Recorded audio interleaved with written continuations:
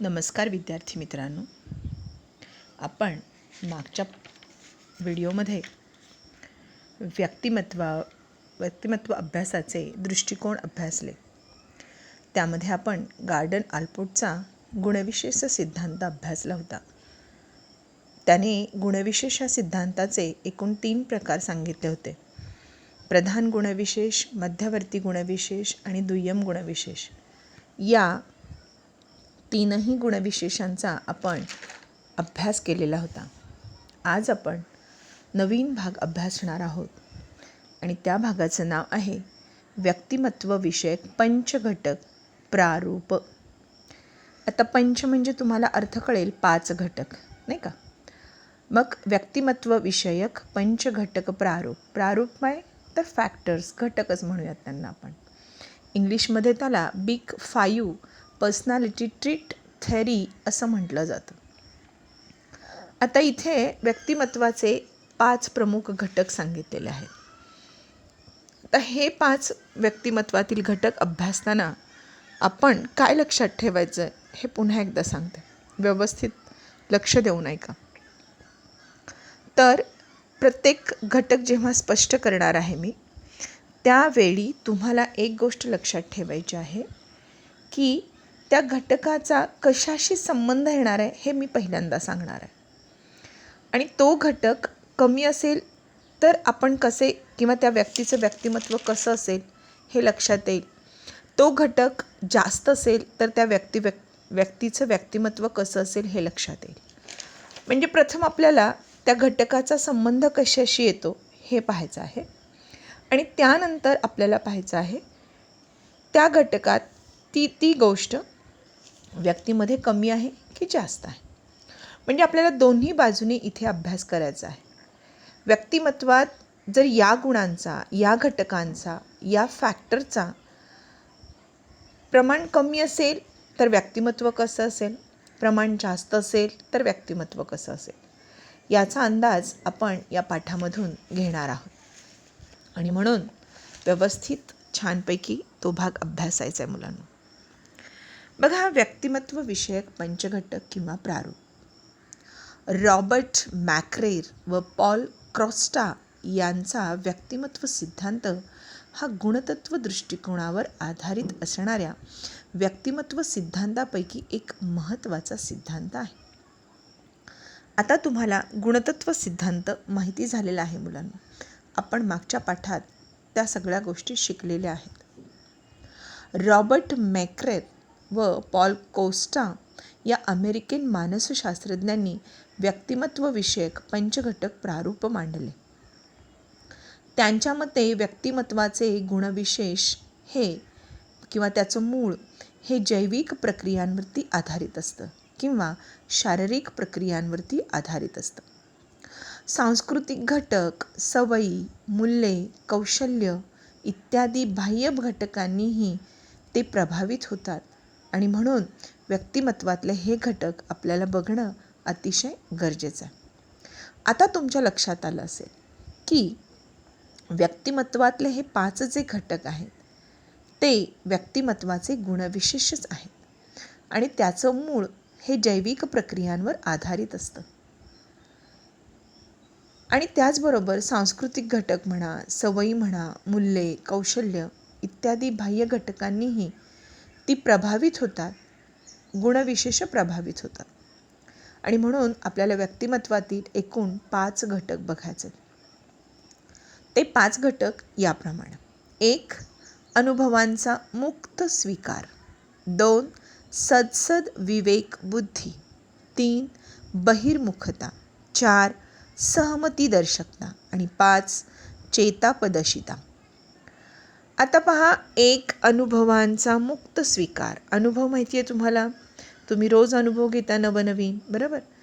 प्रत्येकाला नवीन अनुभव घ्यायला भीती वाटते. काही जणांना मस्तपैकी वाटतं की नाही, मला हे आलं पाहिजे. एकदा अनुभव घ्यायला काय हरकत आहे? तो मुक्त स्वीकार, बरोबर? सद्सद विवेक बुद्धी, बहिर्मुखता, सहमतीदर्शकता, चेतापदशिता अशा वेगवेगळे गुणविशेष आहेत. आणि व्यक्तिमत्वातील हे गुणविशेष पंचघटकांनीच प्रारूप आहेत असं या शास्त्रज्ञांना वाटतं. आणि म्हणून आपल्याला या सगळ्या गोष्टींचा अनुभव इथे घ्यायचा आहे. आता मी मगाशीच तासाला सुरुवात करण्याच्या वेळी सांगितलं होतं तुम्हाला की मुलांनो, हे सगळं अभ्यासत असताना संबंध कशाशी आहे आधी हे बघा, आणि त्याच्यानंतर त्या घटकाचा ती क्षमता अधिक असेल तर कसं व्यक्तिमत्व असू शकतं, आणि क्षमता कमी असेल तर कसं व्यक्तिमत्व असू शकतं, किंवा तो घटक कमी असेल, तो गुणविशेष कमी असेल तर काय होतं, जास्त असेल तर काय होतं. म्हणजे आपल्याला 3 गोष्टी लक्षात ठेवायच्या.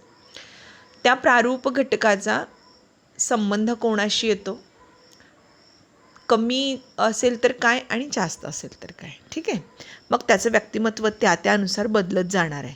तर मग आपल्याला परीक्षेत लिहिताना पण या सगळ्या गोष्टी प्रामुख्यानं नोंद करायच्या आहेत, आणि त्यानुसारच जर आपण लिहिलं तर तुम्हाला आणखीन छानपैकी मार्क पडणार आहेत. ठीक आहे. 1. अनुभवांचा मुक्त स्वीकार. आता या अनुभवांचा मुक्त स्वीकार करणाऱ्या जो गुणविशेष आहे, गुणविशेषाचं नाव आहे अनुभवांचा मुक्त स्वीकार. तर या विशेषाचा कलात्मक सौंदर्य, भावना, साहस, सर्जनशीलता, कल्पनाशक्ती, अनुभवातील नाविन्य इत्यादी गोष्टींशी संबंध आहे.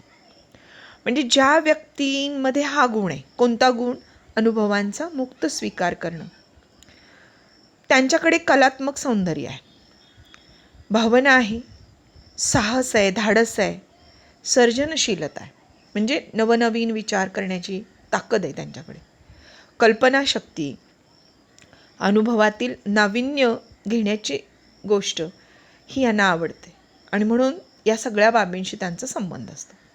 म्हणजे अनुभवांचा मुक्त स्वीकार असणाऱ्या या व्यक्तिमत्वाचा, या गुणविशेषाचा कोणाशी संबंध येतो, तर कलात्मक सौंदर्य, भावना, साहस, सर्जनशीलता, कल्पनाशक्ती, अनुभवातील नाविन्य इत्यादी बाबींशी संबंध येतो. आता बघा, जी मंडळी, जी व्यक्ती किंवा ज्या व्यक्तींमध्ये हा गुण आहे, हे साहसी आहेत, सर्जनशीलता आहे, कल्पनाशक्ती वापरतात, अनुभवातील नाविन्य चोखंदळपणे घेण्याची त्यांची ताकद आहे, आणि म्हणून त्यांचा या सगळ्या गोष्टींशी काय येतो, संबंध येतो.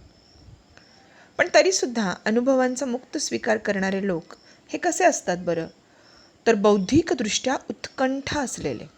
कारण आपण संबंध कुणाशी जोडला आहे, साहसाशी, सर्जनशीलतेशी, कल्पनाशक्तीशी, भावनेशी, सौंदर्याशी. त्यामुळे साहजिकच अनुभवांचा मुक्त स्वीकार करणारे लोक हे बौद्धिकदृष्ट्या उत्कंठ असलेले, म्हणजे ही मला गोष्ट माहिती असली पाहिजे, ती गोष्ट मला माहिती असली पाहिजे, अशी त्यांच्याकडे उत्कंठ असते, आणि त्यामुळे अनुभवांचा मुक्त स्वीकार करतात. आणि मुलांनो, कुठलाही अनुभव घेतल्याशिवाय आपल्याला शिकता येत नाही. तुम्ही जर अनुभवच घेतला नाही, त्याच्यापासून दूर पळालात, तर तुम्हाला ती गोष्ट शिकता येणार नाही. मग जी व्यक्ती अनुभवांचा मुक्त स्वीकार करते, किंवा ज्यांच्याकडे हा गुणविशेष आहे, ते बौद्धिकदृष्ट्या उत्कंठ असलेले असतात, कलेची जाण असणारे असतात, आणि सौंदर्याची जाणीव असलेले असतात. ज्यांच्याकडे हा गुण अधिक आहे, बघा मी अधिकचं म्हणते, अनुभवांचा मुक्त स्वीकार करण्याची क्षमता ज्यांच्याकडे अधिक आहे, अशा व्यक्ती सर्जनशील, नवमतवादी असतात.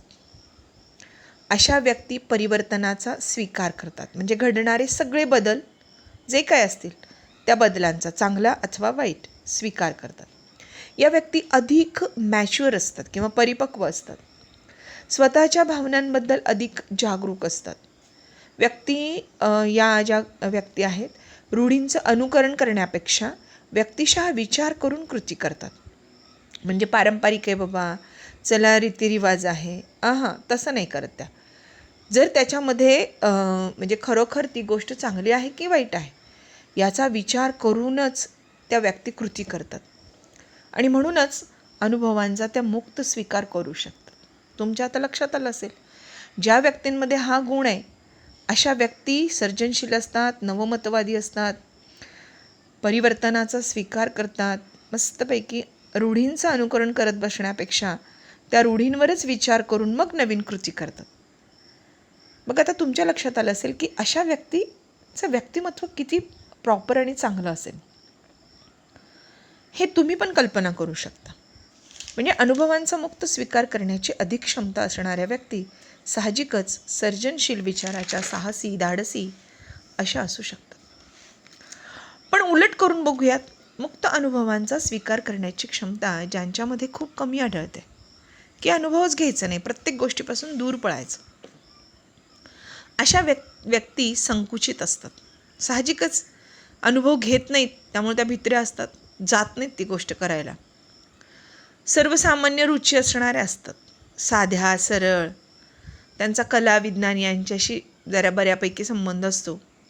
त्यामुळे अनेक क्लिष्ट गोष्टी समजून घेण्यासाठी ही मंडळी परिश्रम घेतात, पण वास्तवात त्याचा काहीच उपयोग होत नाही, कारण त्या वास्तववादी विचार करतच नाहीत, अनुभव घेत नाहीत.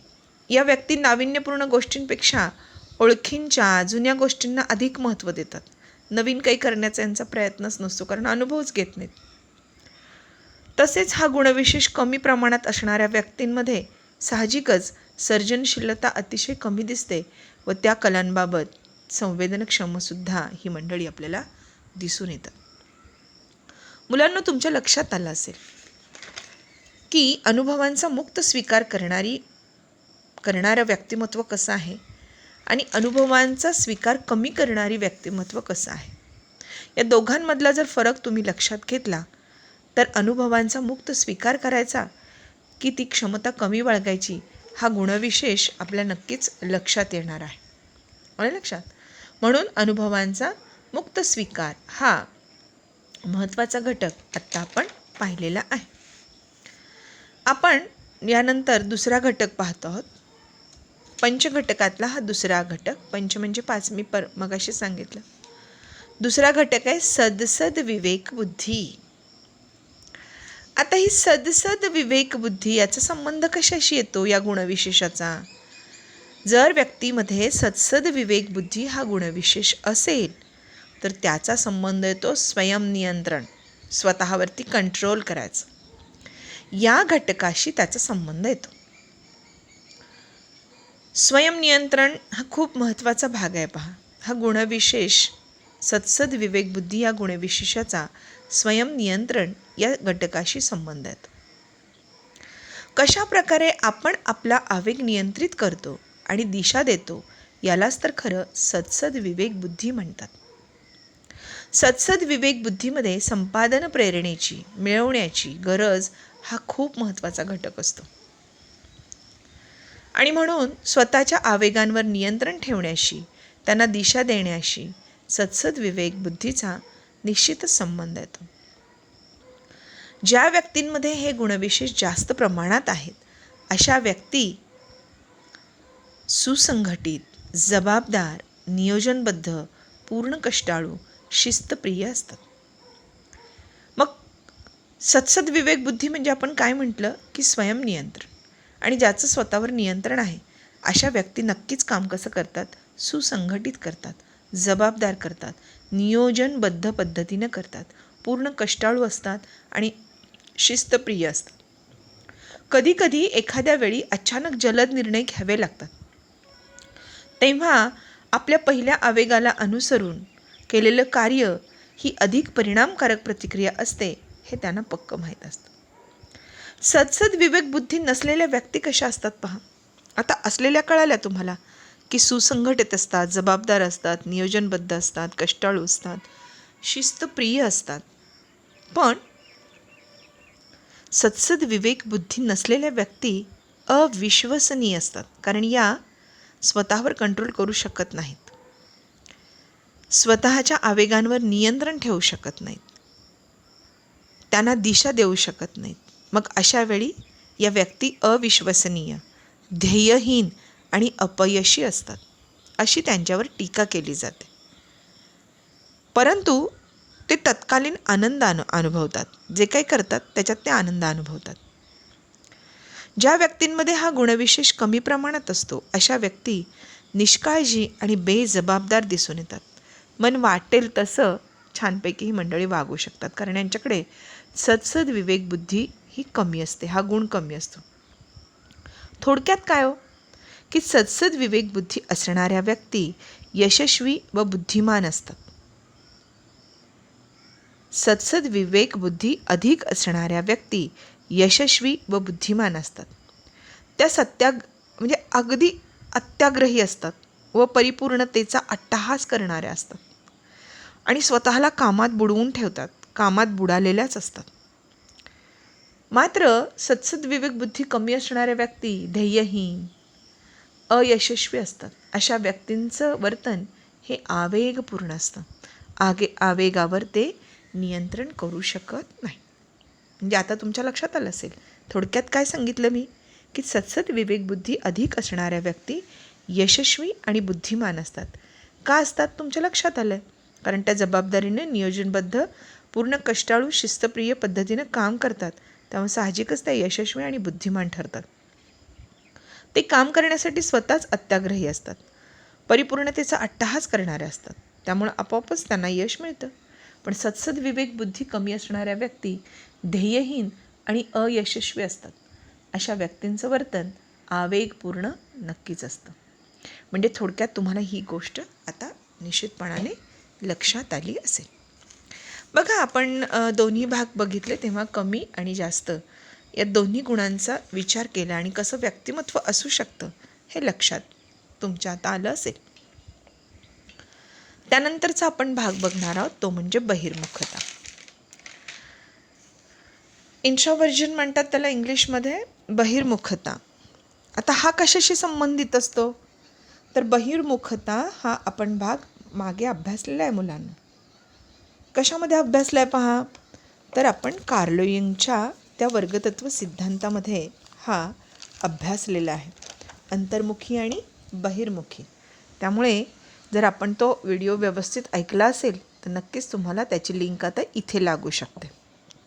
म्हणजे डबलदा तुम्हाला तो अभ्यासाला भाग आहे थोड्याफार फरकानं. त्यामुळे या सगळ्या गोष्टी लक्षात घ्या. हा पण एक गुण आहे, व्यक्तीच्या पंचघटकातला हा एक गुण आहे. जसे आपण 2 गुण बघितले. कोणते 2 गुण बघितले? अनुभवांचा मुक्त स्वीकार आणि सद्सद विवेक बुद्धी. आत्ता आपण बघतो आहोत तो म्हणजे बहिर्मुखता. बहिर्मुखता या गुणविशेषाचा स्वयंनियंत्रण, व्यक्तीचे बाह्य जगातील विविध प्रक्रियात रमणं इत्यादी बाबींशी संबंध असतो. बाह्य जगातील विविध प्रक्रियात रमणे हा संबंध आपण इथे बघतो आहोत. ज्या व्यक्तींमध्ये हा गुणविशेष जास्त असेल, बहिर्मुखता जास्त असेल, अशा व्यक्ती बोलक्या असतात, बोलघेवड्या स्वभावाच्या असतात, उत्साही असतात, धैर्यशील असतात, समाजभिमुख असतात आणि आपल्या भूमिकेशी ठाम असतात. हा गुण ज्या व्यक्तीमध्ये आहे, बहिर्मुखता, ही बाह्य जगताशी उल्लेखनीयरित्या असलेल्या व्यस्ततेमुळे सगळ्यांच्या लक्षात येते. बहिर्मुखी व्यक्तींना इतर लोकांमध्ये मिसळण्यास आनंद वाटतो. अशा व्यक्ती खूप उत्साही असतात, कामाची आवड असणाऱ्या असतात.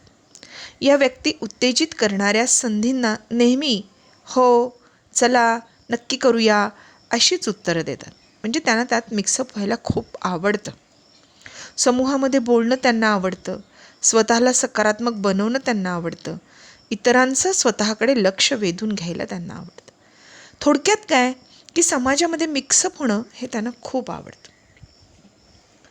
म्हणूनच ती बडबडी असतात, बोलघेवडी असतात, आनंद लुटणारी असतात, उत्साही असतात, दुसऱ्यांमध्ये मिक्सअप होतात, एकमेकांमध्ये एकमेकांच्या भावना जाणून घेण्यात उत्सुक असतात. तर याच्या उलट जर आपण थोडंसं बघितलं की बहिर्मुखता हा गुणविशेष कमी असेल तर साहजिकच त्याला आपण अंतर्मुखी म्हणूयात. की अशा व्यक्ती शांत, एकलकोंड्या, भिडस्त स्वभावाच्या म्हणजे भित्र्या असतात. त्या संयमी असतात, विचारी असतात, बुद्धिपुरस्सर विचार करल्यासारख्या वागत असतात, सामाजिक कार्यात तितकेसे सहभागी न होणारे असतात, सामाजिक सहभाग म्हणजे घेणारे असतात. त्याचं कारणच असं आहे की हे लाजाळू असतात, संकोची असतात, भित्री असतात, भिडस्त असतात. त्यामुळे त्यांना या सगळ्या गोष्टी करण्यात नैराश्य असते. अंतर्मुखी व्यक्तींना बहिर्मुखी व्यक्तींपेक्षा कमी उद्दीपनं आवश्यक असतात आणि म्हणून अंतर्मुखी व्यक्तींना एकटं राहायला आवडतं. आता दोघातला फरक जर लक्षात घेतला, बहिर्मुखी आणि अंतर्मुखी, तर बहिर्मुखी व्यक्ती तुमच्या लक्षात आला असेल, ज्या बडबड्या आहेत त्या. आणि अंतर्मुखी किंवा बहिर्मुखता कमी असणाऱ्या व्यक्ती म्हणजेच अंतर्मुखी, ह्या शांत, एकलकोंडी आणि भिडस्त स्वभावाच्या तुम्हाला दिसून येतील. थोडक्यात आपण काय पाहिलं की कधी अधिक बहिर्मुख असणाऱ्या व्यक्ती उत्साही असतात, समूहात बोलणं त्यांना आवडतं, छानपैकी मस्तपैकी त्या मिक्सअप होऊ शकतात, लोकांमध्ये आनंद वाटतो त्यांना मिसळण्याने. तर अंतर्मुखी किंवा कमी बहिर्मुखी असणाऱ्या व्यक्ती शांत, संयमी अशा स्वरूपाच्या असतात. सामाजिक कार्यात त्या विशेष सहभागी होऊच शकत नाही. म्हणजे काय की या सगळ्या गोष्टींचा जर आपण विचार केला तर यामध्ये तुमच्या आत्ता लक्षात येईल की आपण फक्त 3 गुणांचा आत्ता अभ्यास केलेला आहे. अनुभवांचा मुक्त स्वीकार, सत्सद विवेकबुद्धी आणि बहिर्मुखता. या 3 गुणांचा आपण इथे अभ्यास केला. या 3 गुणांवरती येणारे प्रश्न कसे असतील हे मी आत्ताच तुम्हाला सांगणार आहे. आणि नंतरच्या व्हिडिओ क्लिपमध्ये तुम्हाला नंतरचे 2 घटक सांगणार आहे. कारण व्हिडिओ फार मोठा झाला की तुम्ही बघायला आळशीपणा करता हे माझ्या लक्षात येतं. ठीक आहे. बघा, अनुभवांचा मुक्त स्वीकार. काय लक्षात आलं तुमच्या? कशाशी संबंध आहे अनुभवांचा मुक्त स्वीकार असणाऱ्या व्यक्तींचा किंवा तो गुणविशेष असणाऱ्या व्यक्तींचा? कलात्मक सौंदर्य, भावना, साहस, सर्जनशीलता, कल्पनाशक्ती, अनुभवातील नाविन्य इत्यादी बाबींशी त्यांचा संबंध असतो. अनुभवांचा मुक्त स्वीकार असणाऱ्या व्यक्तीचं गुणवैशिष्ट्य काय आहे? तर अशा व्यक्ती ज्यांच्याकडे अधिक क्षमता आहे, सर्जनशील असतात, नवमतवादी असतात, व्यक्ती परिवर्तनाचा स्वीकार करतात आणि स्वतःच्या भावनांबद्दल अधिक जागरूक असतात. या व्यक्ती रूढींचं अनुकरण करत बसण्यापेक्षा व्यक्तिशः स्वतः विचार करून छानपैकी मुक्त अनुभवांचा स्वीकार करतात. तर कमी असणाऱ्या व्यक्ती ज्यांच्याकडे मुक्त अनुभव स्वीकार करण्याची क्षमता कमी आहे, अशा व्यक्ती संकुचित, सर्वसामान्य रुची असणाऱ्या साध्या सरळ व्यक्तिमत्वाच्या आपल्याला दिसून येतात. मग आपण सत्सद विवेकबुद्धी बघितली. सत्सद विवेकबुद्धीमध्ये काय पाहिलं आपण की सत्सद विवेकबुद्धी अधिक असणाऱ्या व्यक्ती यशस्वी, बुद्धिमान असतात, अत्याग्रही असतात, परिपूर्णतेचा अट्टहास करणाऱ्या असतात आणि कामात बुडालेल्या असतात. तर सत्सद विवेकबुद्धी कमी असणाऱ्या व्यक्ती ध्येयहीन व अयशस्वी असतात. अशा व्यक्तींचं वर्तन हे आवेगपूर्ण असतं. थोडक्यात काय की सत्सद विवेकबुद्धीचा संबंध हा नियंत्रण या घटकाशी येतो हे आपण पाहिलं. नंतर आपण पाहिलं बहिर्मुखता. बहिर्मुखता या गुणविशेषाचा संबंध हा बाह्य जगातील विविध प्रक्रियात रमणे या बाबींशी असतो. ज्यांच्याकडे हा गुणविशेष अधिक आहे अशा व्यक्ती बोलघेवड्या, उत्साही, धैर्यशील, समाजभिमुख आणि आपल्या भूमिकेशी ठाम असणाऱ्या असतात.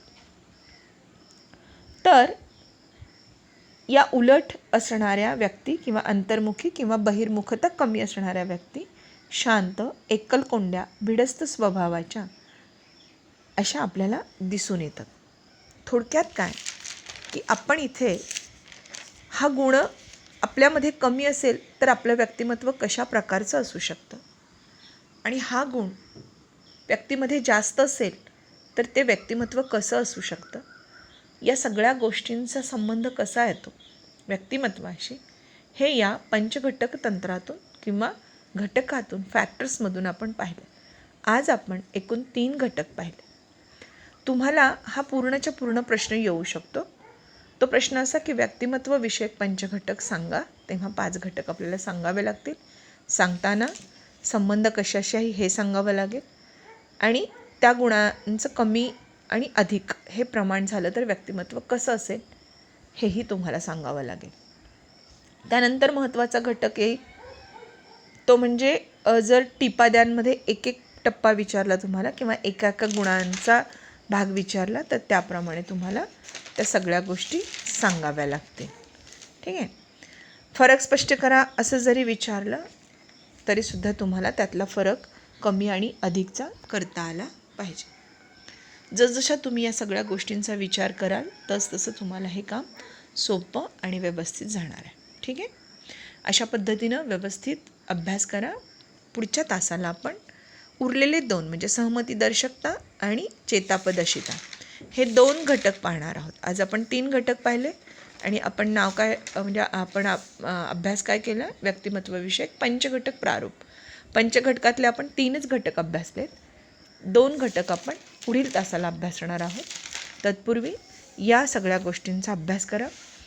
एकमेकांना थोडंसं सपोर्ट करा की ऐका, व्हिडिओ ऐका, काही अडचणी असेल तर विचारा. नक्कीच तुम्हाला त्याच्यात मदत केली जाईल. आपल्या अगदीच क्लोज कॉन्टॅक्ट संपलेला आहे असं म्हणायला काही हरकत नाही, पण या माध्यमातून आपण क्लोज कॉन्टॅक्ट करू शकतो.